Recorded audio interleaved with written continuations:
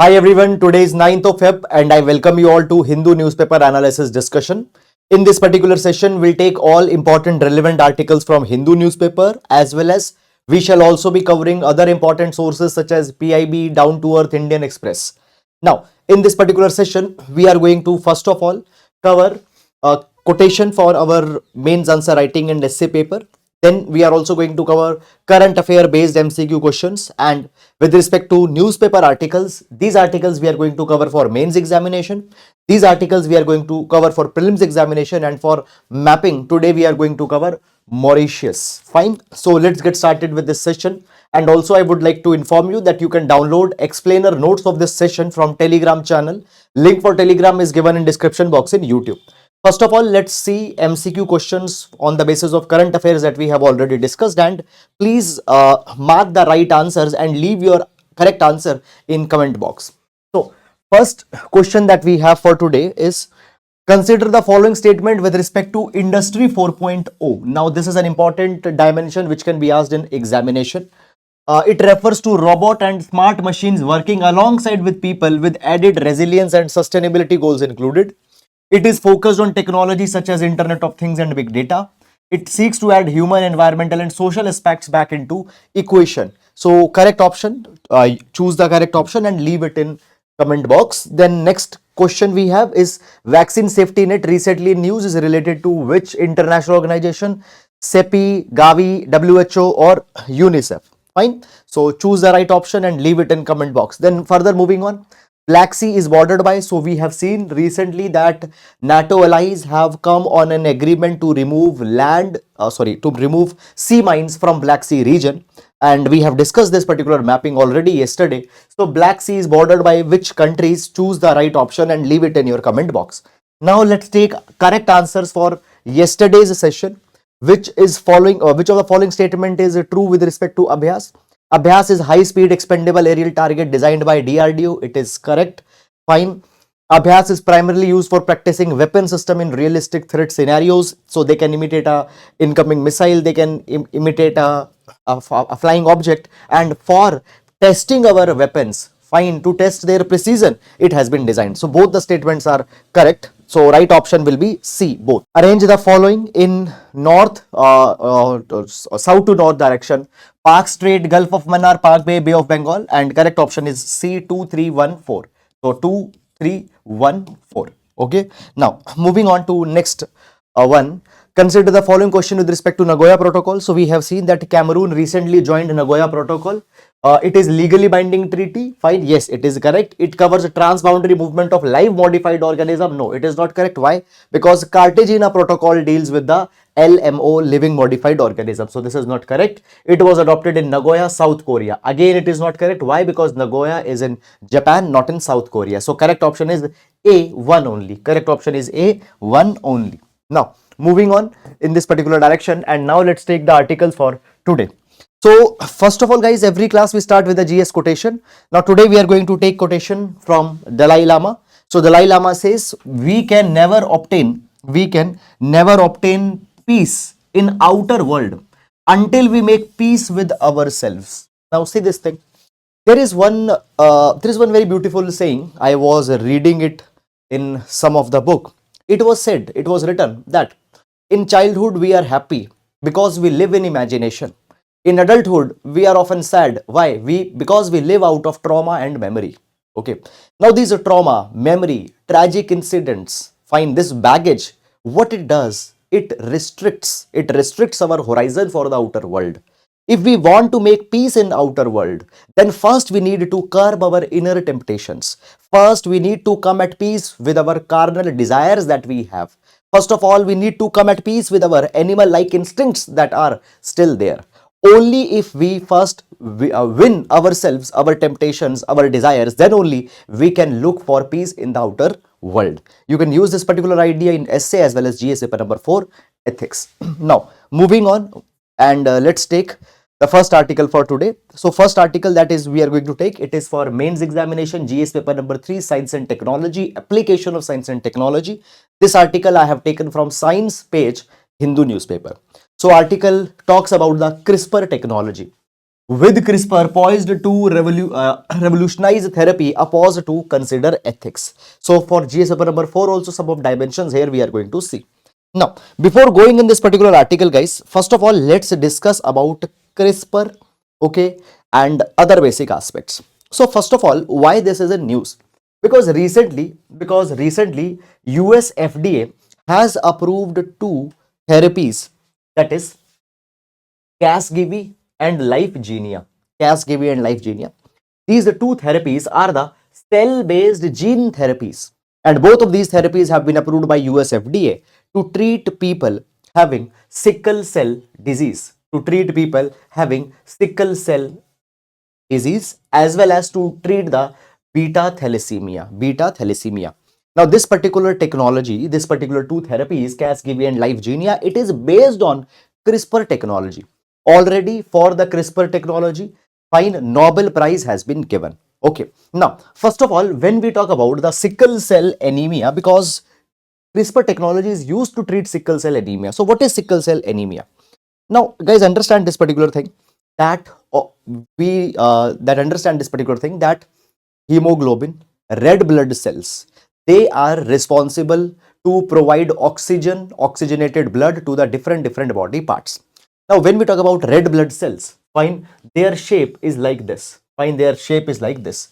But sometimes because of some aberration, because of some abnormality, what happens? These red blood cells, they become sickle like this. Because of that, they get coagulated with each other. Because of that, they get coagulated with each other. And red blood cells are not able to provide oxygenated blood. They are not able to provide the oxygen to the different body organs. So this is the sickle cell disease. It is an abnormality in a hemoglobin where red blood cells are distorted in a sickle shape. Now, when we talk about sickle cell, we find this particular thing that large number of people around the world are suffering with this, particularly in the context of India. If we take the data, then according to Indian Journal of Medical Research, it is found that 20 million people in India, they are suffering with sickle cell disease, and particularly it impacts scheduled caste and scheduled tribal people in India. So largely it is seen in the scheduled caste and scheduled tribe people. Now you see this particular thing that first of all, often scheduled caste and scheduled tribe people, they often face a lot of economic deprivations, and over that this health burden is over on them. So for these people, these gene therapies can be a ray of hope. Now, when we talk about CRISPR, what does CRISPR means? So CRISPR stands for clustered regularly interspaced short palindromic repeats. Okay, I know that the expanded form is little bit difficult, so no need to remember it, just remember the CRISPR. Now, this particular CRISPR, it is a kind of a system within the bacteria. Understand this thing that in fact a question has been come in UPSC examination that can viruses infect bacteria? So answer is yes, viruses infect bacteria. Now, when viruses infect bacteria, there is this CRISPR system in the bacteria which remembers the viral infections, and in response to that it modifies itself so that next time a virus attacks the bacteria should be able to fight it. So this adaptation, this evolution mechanism is there in bacteria. This is the CRISPR system. So from there we have take the inspiration that what we can do, we can use the CRISPR Cas9, okay, as a molecular scissor. Fine, what we can do, we can amend our DNA. Now, let me explain you this particular thing in little bit more detail with the help of this photograph here. Okay. Now, here, if you see, so basically what can be done, particularly when we talk about the sickle cell disease, it is because there is a kind of an abnormality in our DNA. Now, what happens, guys, our DNA, it has certain codes which leads to the production of the BSL11A gene, BCL11A gene. Now, what this particular gene does, this particular gene blocks the production of the fetal hemoglobin.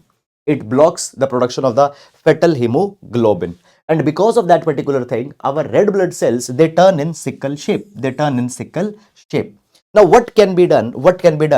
Basically, that particular part of DNA, which codes for the production of this BCL11A gene, that particular thing can be edited. That particular thing can be edited.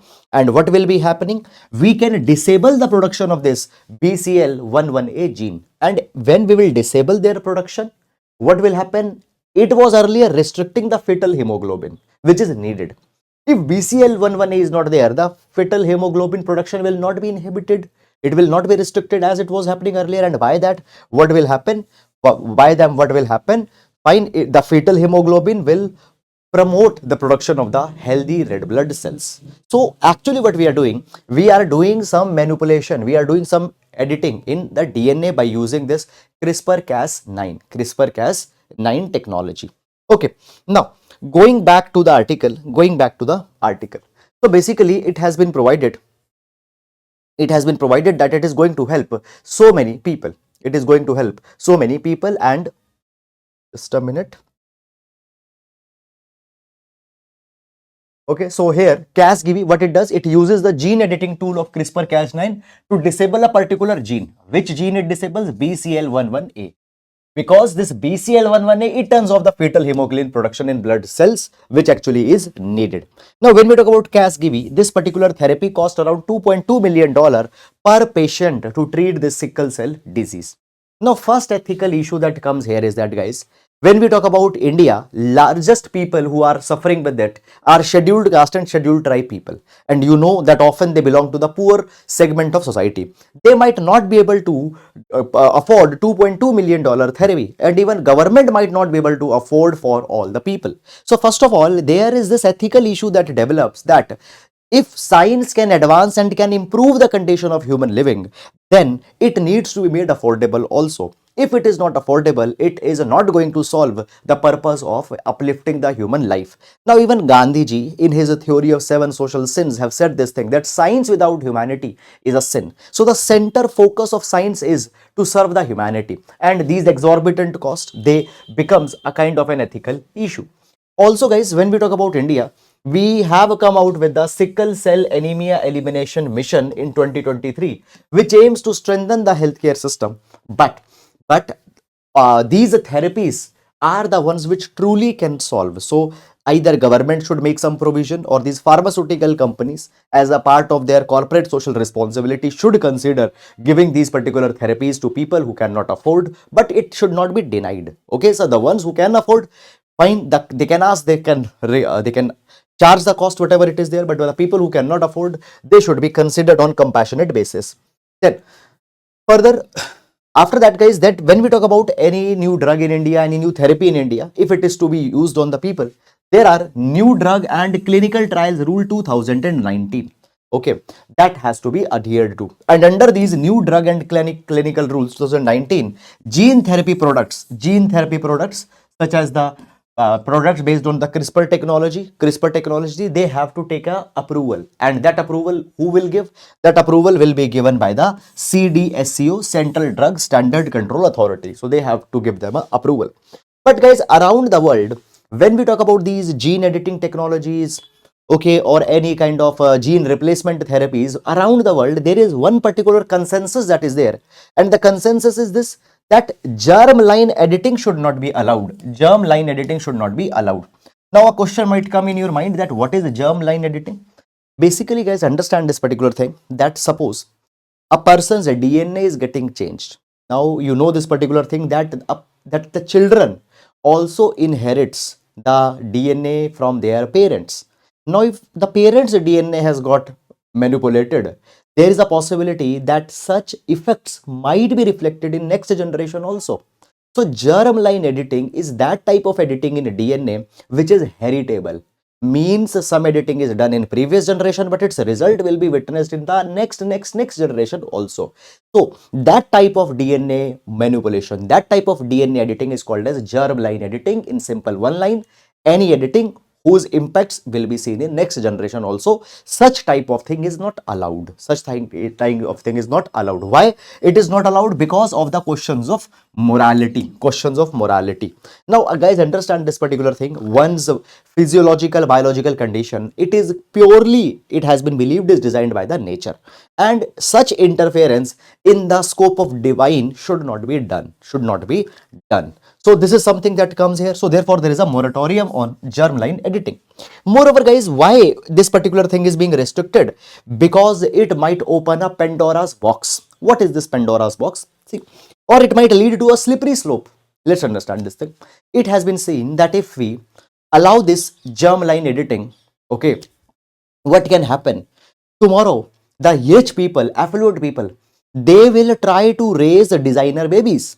Okay, what they will do, they will manipulate in advance their DNA in such a way, or they will manipulate their fetus, fine, already, so that they have a desirable traits, okay, in the future. So it might raise a superior species of humans, which is not right. This is something that is coming.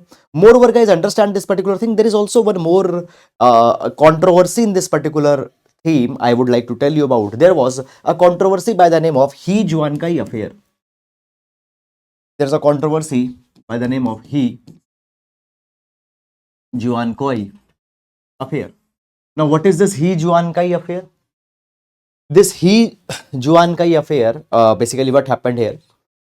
So, there was a researcher, fine, by the name He Juankai. What he did, he basically used the CRISPR-Cas9 technology, and he gave basically the pair. Let me tell you from the start. So basically, there were a couple, and they were suffering from HIV/AIDS, and there was a possibility that if they will conceive a child, that child might also get the HIV/AIDS because of the vertical transmission. Now, what he did, he manipulated the DNA of basically the fetuses, okay, or the genes were manipulated, and in advance they were given immunity against HIV/AIDS. Two children were born, Lulu and Nana, and both of them had a herited immunity against the HIV/AIDS. Now, he came on internet and revealed that, okay, I have used the CRISPR-Cas9 technology and have inherited an immunity in these children against the AIDS. And in fact, this immunity in these children will travel to their next generation also. This is something that happened. So in a way, what happened? Germline editing was done. And around the world, this particular controversy got opened up that, okay, today the usage is good. Fine, this usage is good. But tomorrow this technology might have a lot of wrong potential. So therefore, that particular thing became a big controversy, and this thing even prevails today. That what should be the limit of the science. Fine. So that is all, guys, about it, and I hope that you have understood it. With this, we come to an end to the today's session, and now moving to next session. Next article. Charting a path for the population committee. Now, this article we are going to see with respect to GS paper number 1, population and related issues, and GS paper number 2, developmental issues. So first of all, before going in this particular article, let's take the context. What has happened recently, as interim budget was announced, government has notified that a high-powered committee will be established to consider the challenges arising from the rapid population growth and demographic changes. Already, guys, you might be knowing this particular thing. If you not, you can add in your copies. As per United Nations World Population Prospect Report 2023, fine, as per UN World Population Prospect Report 2022, India has become the populous country in 2023, has replaced the China. Fine, and India will stay the most populous country till 2100. India's peak population will reach in 2063. Okay, so India's population has surged beyond a particular extent. Now, basically, there are two viewpoints that come out of this population. Viewpoint number one, that this particular population is an asset for India. It will lead to demographic dividend for India. On another hand, viewpoint comes that this particular population might put resources, might put strain on the resources, might put challenge on the resources. So this particular issue has developed here. Now, basically, government has constituted this population committee. Now, article is suggesting that what this population committee should focus upon, what this population committee should recommend on, and actually it is a ready-made answer for the population related issue, that how in general we should deal with the issue of increasing population. First of all, it has been said that the population committee, or you can give suggestion that any policy on population should keep these particular things in the mind. Number one, this population committee must adopt interdisciplinary approach. Now understand this particular thing, that increasing population is not just the matter of demography. As population will increase, how their health will be ensured, how their education will be ensured, how their skilling will be done, how economic policies should be designed today so that tomorrow we can deal with the challenge of rising population. So any population related issues need not to be dealt in silo. It should be dealt in a interdisciplinary approach where experts from demographic sciences, experts from public health, economics, sociology, governance, all should be brought together. Secondly, it has been provided that basically this committee, it should also lay importance on public awareness and education campaign. People are also needed to be made aware that how population can be used constructively, how population often can become a burden. So people should be educated so that family planning is effective. Okay, all such things is there. The next thing is there. Population committee should also facilitate international collaboration. We should learn from the best practices. Now see, we have examples. For example, China today has a problem of distorted population pattern. China came out with one child policy. With that one child policy, what happened? The reproductive preferences in their population has got amended. Okay, and now what is happening? China is facing the problem of declining population. We have countries such as South Korea where population is on decline. So these examples are something from which we can learn what not to do. What not to do. So learn from international best practices and take a valuable lesson from there. Now, according to the latest projections, it has been said that India's population will reach around 1.46 billion by 2030 and will comprise 17% of the world's total population. There is a demographic dividend that will emerge. Demography means population and dividend means advantage. Demographic dividend means a peculiar economic advantage that a country will get because of their population. Why? Because population is human resource. This human resource will contribute in economy. They will become the part of the labor force. They will go to other countries, will work, will send the remittances.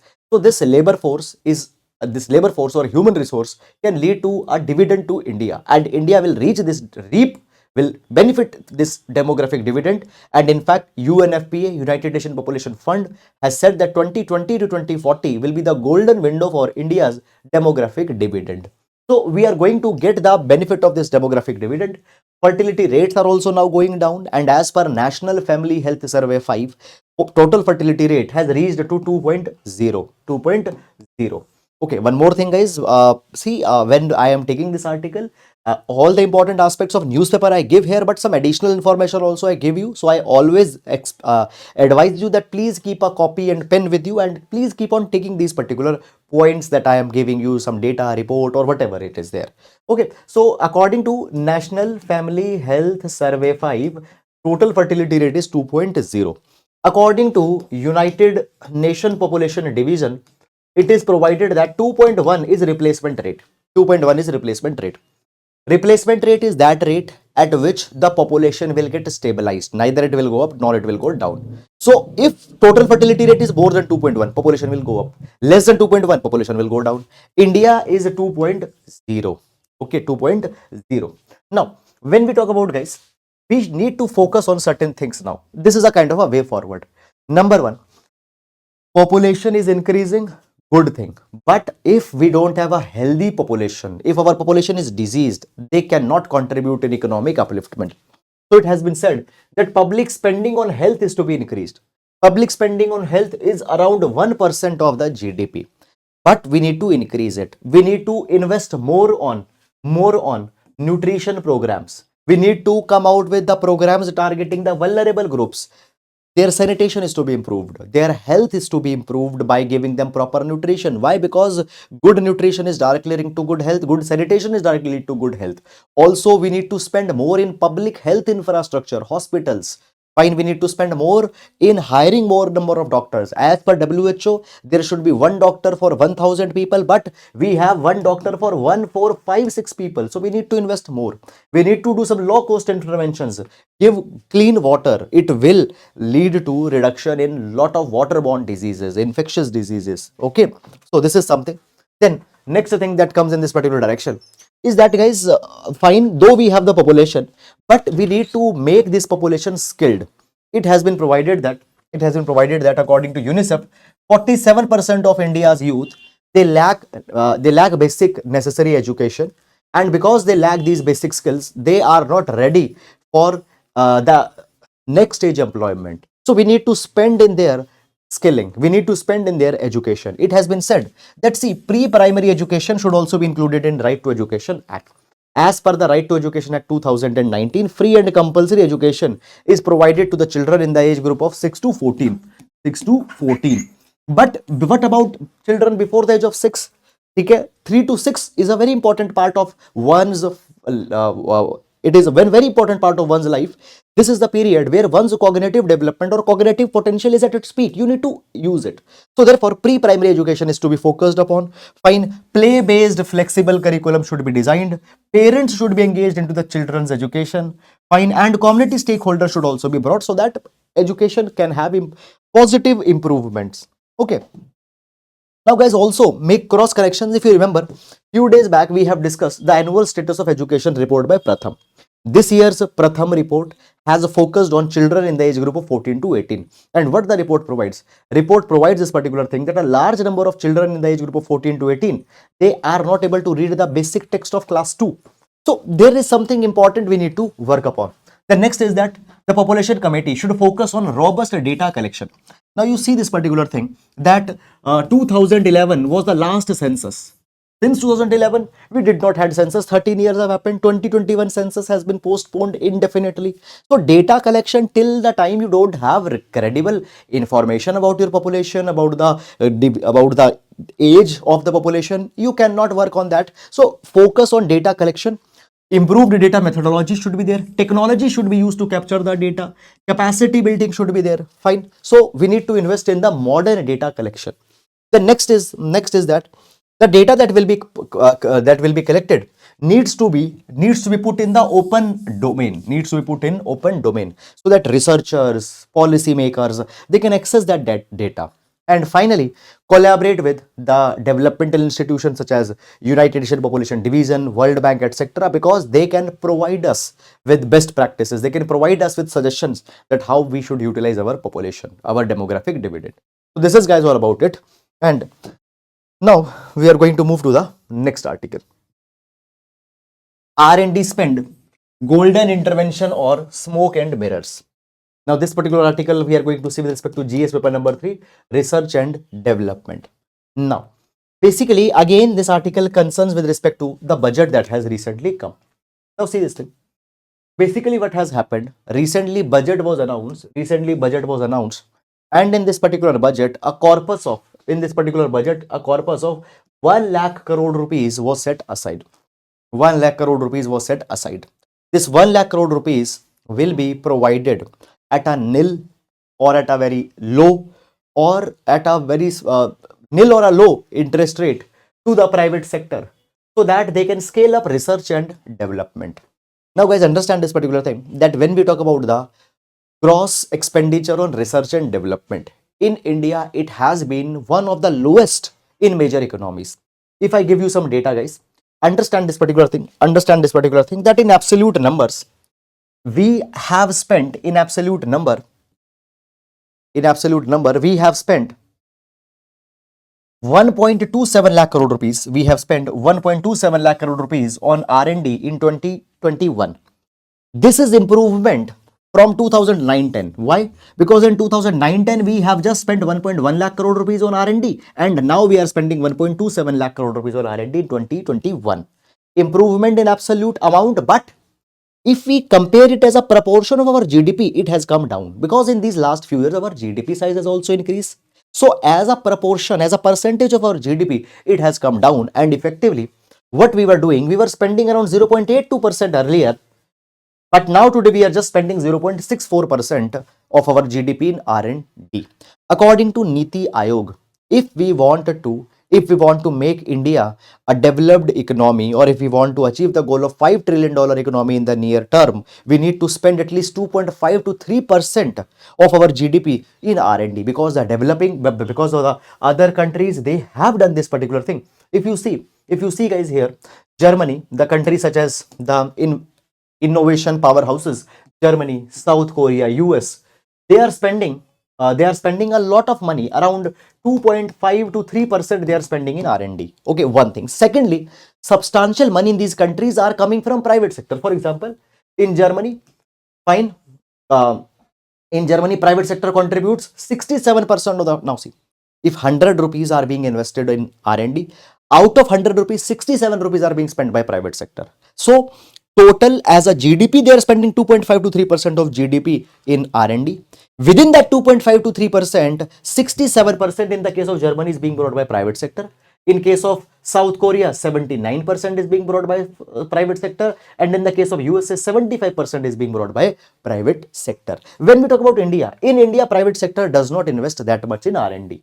Now you see this particular thing, that private sector in 2021, the total expenditure in R&D that happened, fine, 1,20,000 crore rupees plus. Okay, 1.27 lakh crore rupees that we invested in 2021. In total, this was a total. Out of that, private sector contributed 36.4%, center contributed 43.7%, state government contributed 6.7%. Fine, higher educational institutions, they contributed 8.8%, and public sector industry, PSUs, they contributed 4.4%. So private sector, how much they contributed? 36%. 36%. In US, UK, in US, Germany, they are spending more than 65%.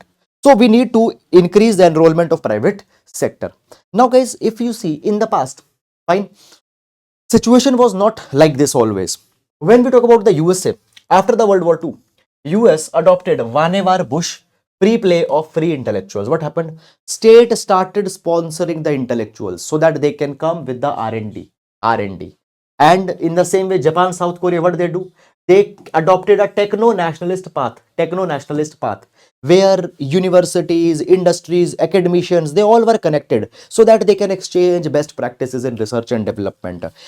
Government has invested, then government has encouraged the private sector to invest. That is something that they have done, and now we are also trying to do.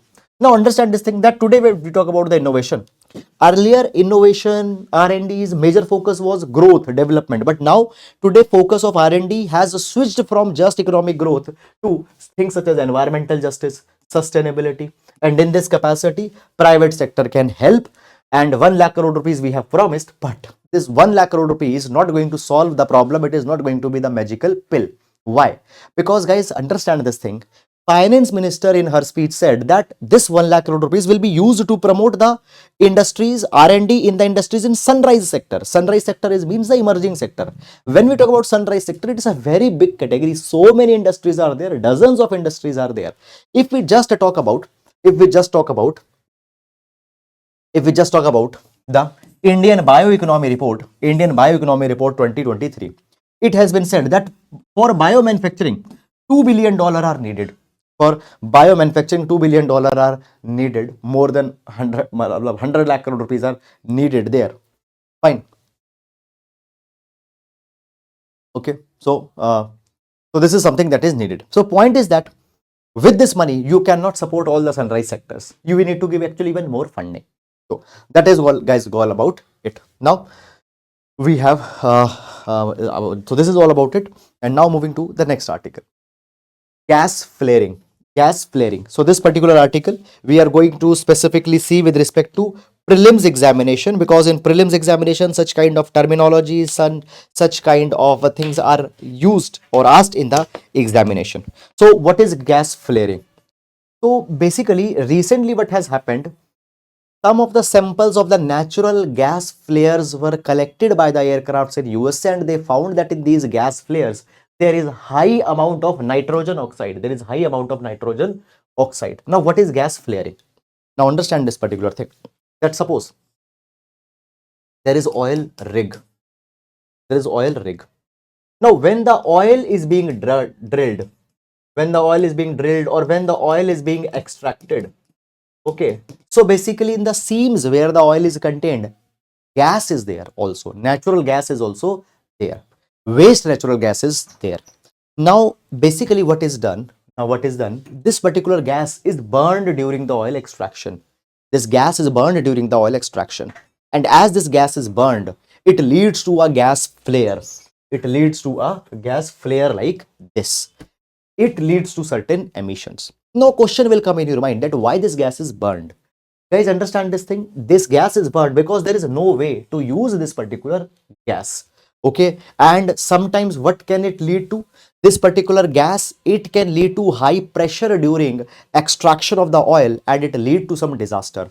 Fine, there is no way to store this particular gas. So as this gas can lead to disaster, there is no way to store this particular gas at that point of a time. So this gas is simply burned. And as this particular gas is burnt, it leads to high harmful emissions such as nitrogen oxide. So this is also becoming a challenge. This is also becoming a challenge. Now understand this particular thing. Also, these gases, they cannot be sold because they are impure. Because they are impure, present technologies cannot utilize these gases in their present form, and during the oil extraction, there is also not the equipment to capture it, to store it. So therefore, these basically natural gas flares are there. Natural gas flares are there. Now, basically, guys, if we invest adequately, in capturing, storing, and refining this particular gas, this gas can be used as a substitute for natural gas. So this is something that we should invest in. So what is the gas flaring? Gas flaring, it is the burning of the gas when oil is being extracted.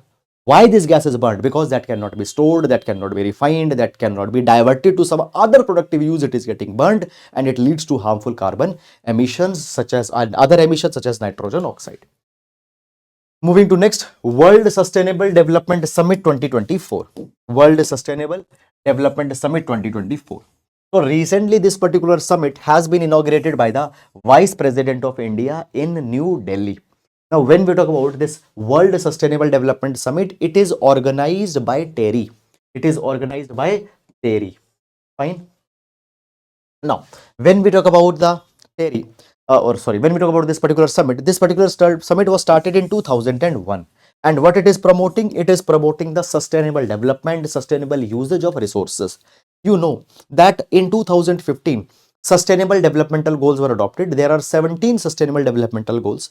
So sustainable development is being promoted since 2015, but TERI is organizing this particular summit on sustainable development since 2001, even before that.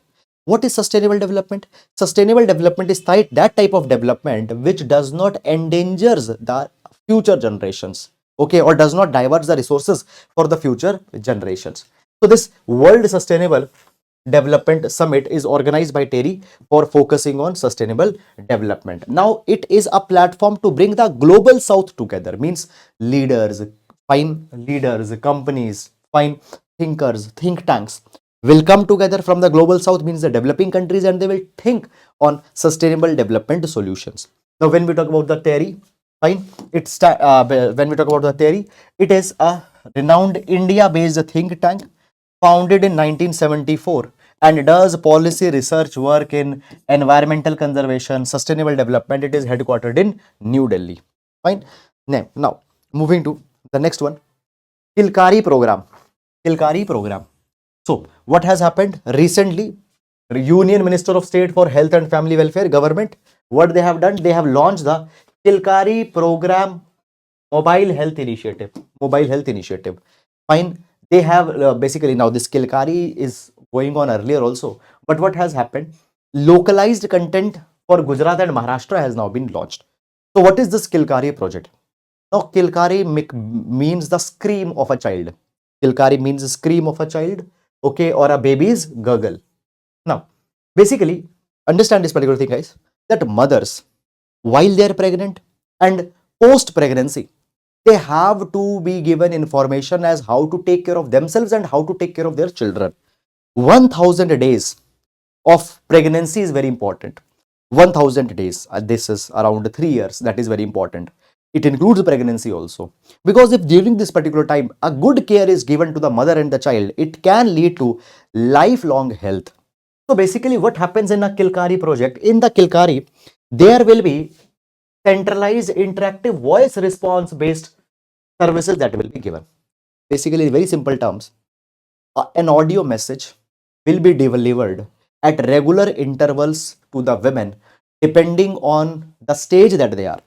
If they have become pregnant, if they have delivered the child, if they are in the third trimester, if their baby is 6 months old, depending on the time where that a woman is, a customized, a specialized audio message will be given. Okay, there are total 72 audio messages which contains important information about pregnancy care, about childbirth, about child care, fine, about other things. So this particular 72 audio messages are sent time to the women so that they can take care of themselves, and this project is Kilkari. Okay, these messages are directly sent to the family's mobile phone or their mobile phone, and when these messages start, they start from the second trimester of pregnancy until the child is 1 year old. Until the child is 1 year old. Now women, they need to register themselves at the reproductive child health portal, fine, and they will receive a weekly call with pre-recorded audio content. Now this particular project is funded by or hosted by Ministry of Health and Family Welfare for all the states, and this particular program, fine, uh, is right now being implemented in 18 states and UTs. Now next, mobile academy. Now this is a very good initiative. What is mobile academy? Now guys, you know already that ASHA workers play a very important role, accredited social health activists. They play a very important role in educating the women with respect to the hygiene, reproductive health and all such kind of things. But they are needed to be, their information knowledge is to be upgraded from time to time. So what government has come? Government has come out with the concept of mobile academy. Now what will be done through the mobile phone? Through the mobile phone, they will be given, the audio courses. They will be given the audio courses. These audio courses they can complete and they can upgrade their knowledge. So what it is to enhance their skills. Fine, it is to enhance their skills, and basically it is operational in 17 states and all UTs except Chandigarh. And in Hindi, Bhojpuri, Odia, Assamese, Bengali and Telugu, content is given to them. So mobile academy. Now these are some kind of a case studies that can also be used in your mains examination. Okay, that is all guys about it, and now we'll come to the mapping for today. So today we are going to do the mapping of Mauritius. Why? Because recently the report has released that Singapore, UK, Mauritius, these are the top 3 FDI sources in domestic solar industry. So today we are going to cover the Mauritius.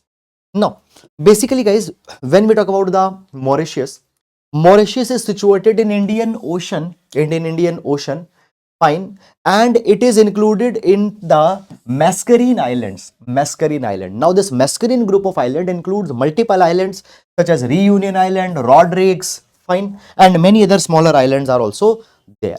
So coming back now, basically guys, here we have India. Now if you see the important locations guys, please take care. Here we have Lakshmi Ridge. Here we have Andaman and Lakshadweep Island. Here there is Carlsberg Ridge. Here there is Maldives. Focus on the location. Maldives, Carlsberg Ridge. Fine, Lakshadweep Islands, Lakshmi Ridge. Now here we have the Mascarene Basin. And these are the islands that I was telling you that they belong to the Mascarene group of islands. Now north to south location is very important. So Carlsberg Ridge, then we have Seychelles. Okay. Then here we have Chagos group of island. Fine. Here we have Mauritius, and here we have Reunion. So this is important mapping location that you need to keep it in your mind. Okay. Then guys, fine. When we talk about Mauritius, so Mauritius, it has a tropical climate, and because of that it is famous among us the tourist all around the world. Cyclones are very common here. Fine. And it is situated basically here, Port Louis. It is the country's capital, and official language of Mauritius are French, English, Serol, and Hindi. Bhojpuri, it is also spoken in large number in Mauritius. Hinduism is the largest religion in Mauritius, and it is the continent. Basically, when we talk about the Mauritius, fine, it has a very high human development index, and it is often also classified as a high income economy. That is about it. Fine. So with this, we come to an end to the today's session. And guys, I hope that you have liked the video and you have got the utility out of this particular video. So that is all. And with this, we come to an end to the today's session. Thank you so much.